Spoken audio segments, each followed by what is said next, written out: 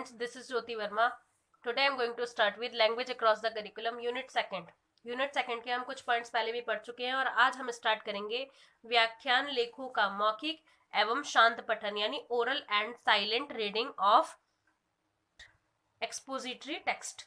तो इसके बारे में हम पढ़ेंगे कि अगर हमें जो व्याख्यान लेख होते हैं उनका मौखिक और शांत पठन करना है तो उसके लिए क्या क्या रणनीतियां होती हैं, क्या क्या गतिविधियां होती हैं। तो इन चीजों के बारे में आज हम इस टॉपिक में पढ़ेंगे।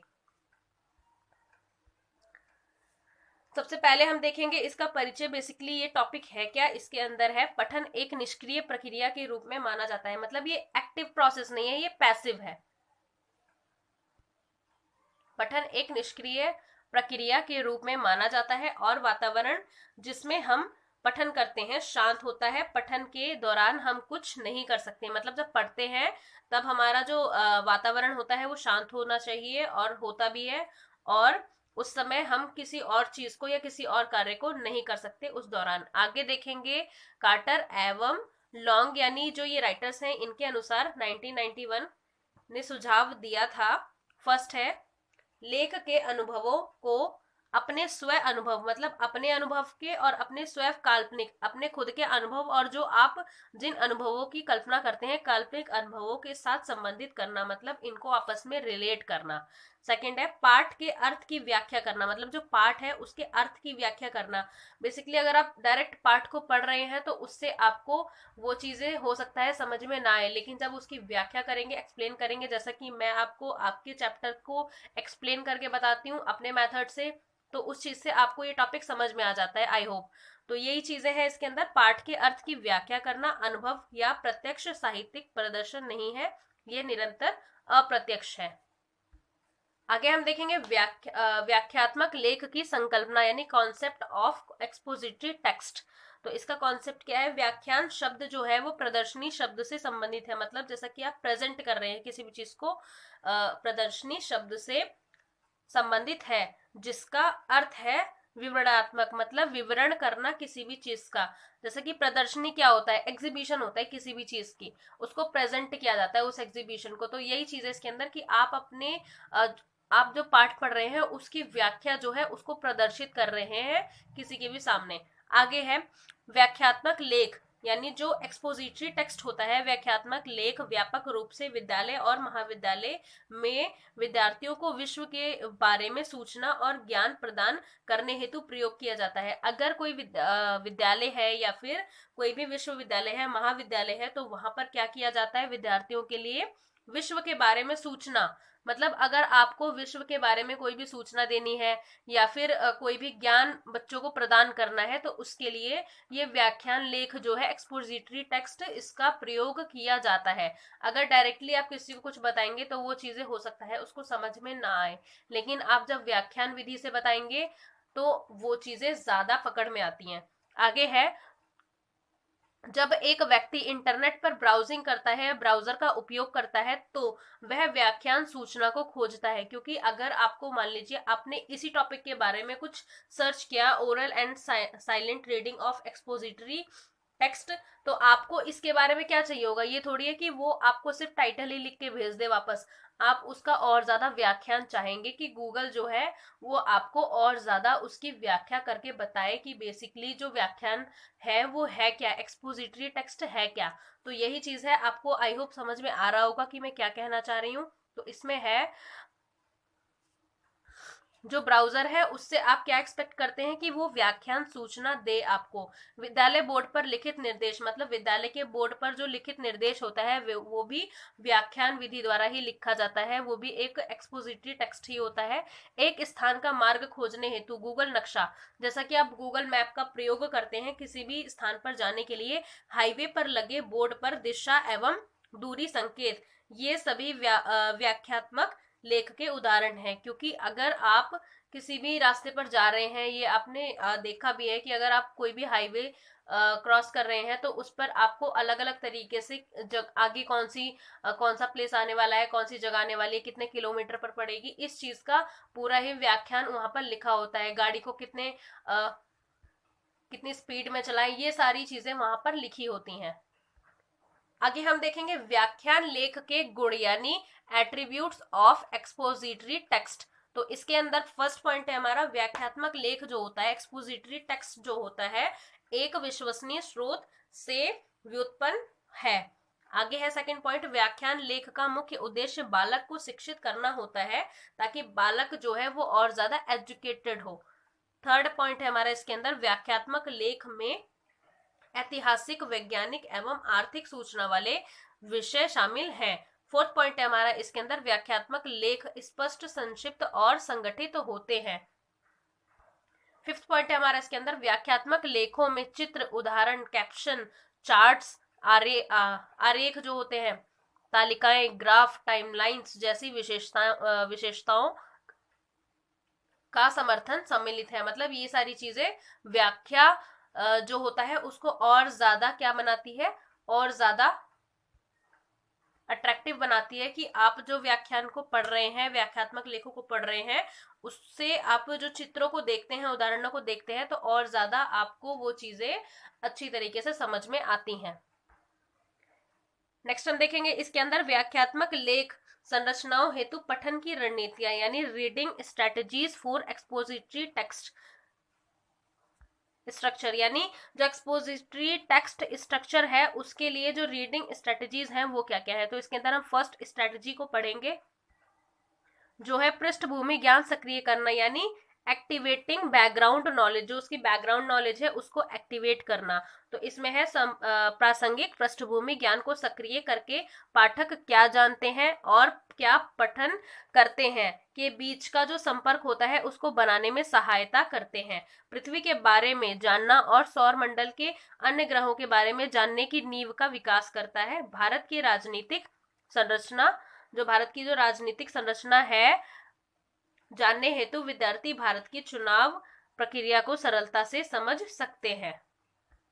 सेकंड रणनीति देखेंगे हम इसके अंदर, स्ट्रेटेजी सेकंड, जिसका है प्रश्नोत्तरी या क्वेश्चनिंग। तो इससे क्या जो व्याख्यान विधि है इससे क्या उसको इफेक्ट पड़ता है, लेख के बारे में तथ्यों संबंधित सही प्रश्न जैसे तथ्यों पर आधारित क्या है, चिंतन और लेखन व खोजने संबंधी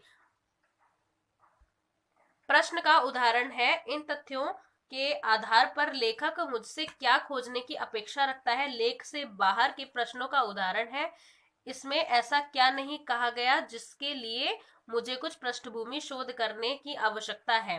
पठन से पूर्व अच्छे पाठक को स्वयं से ऐसे प्रश्न पूछने चाहिए जो उसकी पृष्ठभूमि ज्ञान को सक्रिय कर दे। मतलब आपको अगर कोई भी पाठ को तैयार करना है तो आप पहले उसमें प्रश्नों को ऐड करें कि ऐसा क्यों करना चाहिए, या फिर उसका जो पृष्ठभूमि का ज्ञान है उसको और ज्यादा एक्टिव कर सके।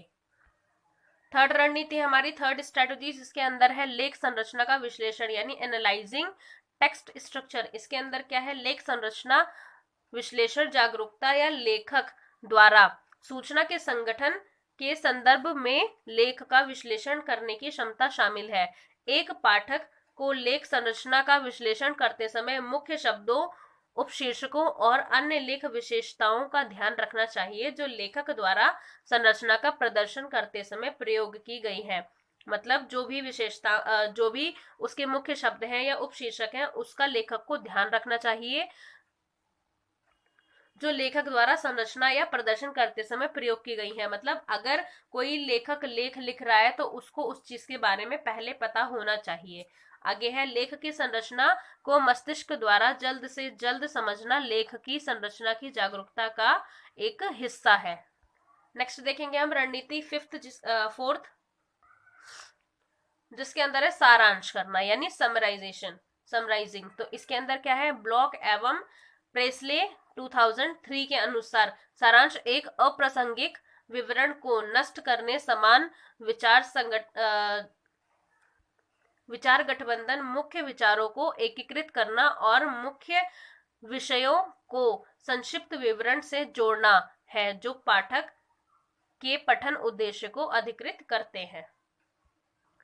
नेक्स्ट हम देखेंगे व्याख्यान लेख संरचनाओं की आवश्यकता या महत्व, यानी कि नीड या फिर इम्पोर्टेंस, दोनों चीज हम इसमें लेंगे, need and importance of reading expository text structure, जिसके अंदर फर्स्ट पॉइंट है हमारा, विद्यार्थी जो लेख संरचना के विचार के और इसके विश्लेषण की प्रक्रिया को समझते हैं उन विद्यार्थियों के मुकाबले अधिक अधिगम करने की संभावना रखते हैं जिनमें इस समझ की कमी होती है। सेकंड पॉइंट है हमारा इसके अंदर, विद्यार्थियों के पठन बोध कौशल में सुधार होता है जब वह लेख संरचना ज्ञान विकास को अधिग्रहित करके उचित रूप से प्रयोग करते हैं। थर्ड पॉइंट है हमारा इसके अंदर, विद्यार्थियों को स्मरण व्यवस्था पर लेख संरचना निर्देश सकारात्मक प्रभाव डालते हैं। फोर्थ पॉइंट है हमारा इसके अंदर, लेख संगठन अथवा संरचना का ज्ञान लेख बोध हेतु महत्वपूर्ण कारक है। नेक्स्ट पॉइंट देखेंगे हम, पठन पूर्व व पठन पश्चात गतिविधियां, यानी पठन से पहले, पठन के दौरान और पठन के बाद जो गतिविधियां होती हैं, pre reading and post reading activities. तो सबसे पहले हम देखेंगे फर्स्ट इसके अंदर पठन पूर्व गतिविधियां यानी प्री रीडिंग एक्टिविटीज, पढ़ने से पहले जो एक्टिविटीज होती हैं वो क्या होती हैं। पठन पूर्व गतिविधियों को तैयार होने या पठन से पहले की गतिविधियां भी कहा जाता है। यह गतिविधियां एक विशेष लेख हेतु विद्यार्थियों को सार निकालने, उचित पृष्ठभूमि ज्ञान और सक्रिय आवश्यकता तत्व प्रदान करती है। यह एक प्रकार का पूर्वालोकन है जो छात्रों को वास्तविक पठन में लिप्त होने से पहले प्रदान किया जाता है। आगे हम देखेंगे पूर्व पठन की कुछ गतिविधियां, जिसमें फर्स्ट पॉइंट है हमारा लेखक और लेख प्रकार पर चर्चा करना। सेकंड है हमारा इसके अंदर बुद्धिशीलता। थर्ड पॉइंट है हमारा इसके अंदर परिचित कहानियों की समीक्षा करना। फोर्थ है मुख्य सामग्री ढूंढना एवं स्कैनिंग करना। फिफ्थ है उदाहरणों और शीर्षकों पर विचार करना। नेक्स्ट हम देखेंगे पठन दौरान गतिविधियां, व्हील रीडिंग एक्टिविटीज। इसके अंदर फर्स्ट पॉइंट है हमारा संदर्भ संकेतों का प्रयोग करके शब्दों का अनुमान लगाना। सेकंड है इसके अंदर शब्द गठन संकेत। थर्ड है इसके अंदर संज्ञानात्मक अभ्यास। फोर्थ अज्ञात शब्दों के व्याकरण के कार्यों को ध्यान में रखते हुए वाक्य विन्यास और वाक्य संरचना पर विचार करना। वाक्य विन्यास क्या होता है ये आप मुझे कमेंट बॉक्स में बताएंगे। I just want to check your knowledge। Fifth point है हमारा इसके अंदर संदर्भ शब्दों का विश्लेषण करना। सिक्स्थ पॉइंट है हमारा इसके अंदर पाठ सामग्री का पूर्वानुमान लगाना। सेवेंथ है इसके अंदर विशिष्ट सूचना के हिस्सों हेतु पठन। 8 पॉइंट है शब्दकोश का प्रभावी रूप से अधिगम करना। शब्दकोश यानी जो डिक्शनरी होती है और उसमें शब्दों का एक तरीके से वोकैबुलरी आपकी स्ट्रांग होती है। नेक्स्ट हम लास्ट पॉइंट देखेंगे पठन पश्चात गतिविधियां यानी पोस्ट रीडिंग एक्टिविटीज। पठन पश्चात गतिविधियां को पठन के बाद अनुकरण या अनुवर्ती पठन गतिविधियां भी कहा जाता है। ये गतिविधियां छात्रों के बोध की जांच पर बल देती हैं और छात्रों को लेख के गहन विश्लेषण की ओर ले जाती हैं। प्रत्येक पठन का उद्देश्य लेख की अवधारणा और विचारों को समझने के लिए ज्ञान के अस्तित्व की दीवार में अन्य ईंट जोड़ने हेतु नींव का निर्माण करता है। सो फ्रेंड्स, ये थी हमारी आज की वीडियो। आई होप आपको ये वीडियो पसंद आया होगा। Thank you so much for watching this video. मेरे चैनल को सब्सक्राइब करें, वीडियो को लाइक करें, शेयर करें एंड कमेंट करें। Thank you so much.